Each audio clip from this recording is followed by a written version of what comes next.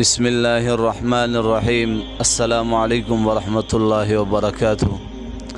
نن میرته یو داسې بهترین او امپورټنټ ویډیو راوړې ده چې په دې کې به تاسو ته ډېره فایده حاصله شي. دا په دې سایډ باندې تاسو ته دا ویډیو ښکاري. نو اول د هغې نه مخکې ټولو ملګرو ته درخواست دی چې دا ویډیو مخکې شیر کړئ چې هغه خلکو ته دا ویډیو ورورسي چې کم خلک د اولاد د نعمت نه محروم دي، چې الله جل جلاله هغې ته هم اولاد ورکي. د هغې دپاره زموږ په دې سایډ باندې ډېر یو لوی شیخ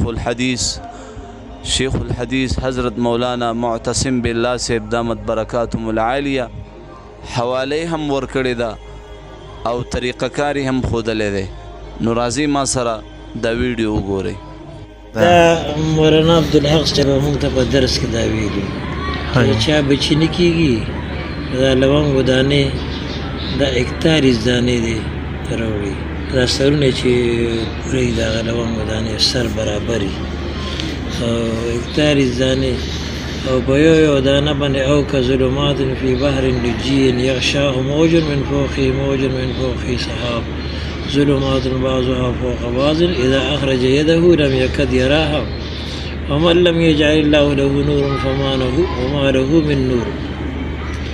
یو دانه باندې وزله او هغې باندې دمیږي او 41 دانې د برابر کي.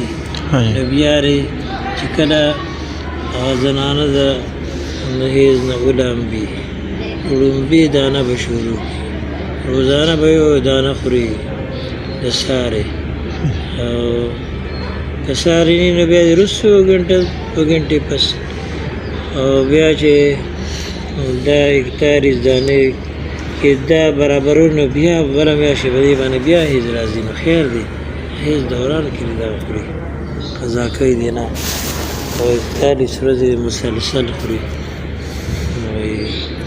ما دې باندې دا یو عمل کړو یو ښځې بچي نه کېدل ما ولې دا لونګو دانې دم کړې ماشاءالله ولا بیا ډوبه کړه په برمزو کې هغې بچي نه کېدل ماشاءالله. ولا او مولانا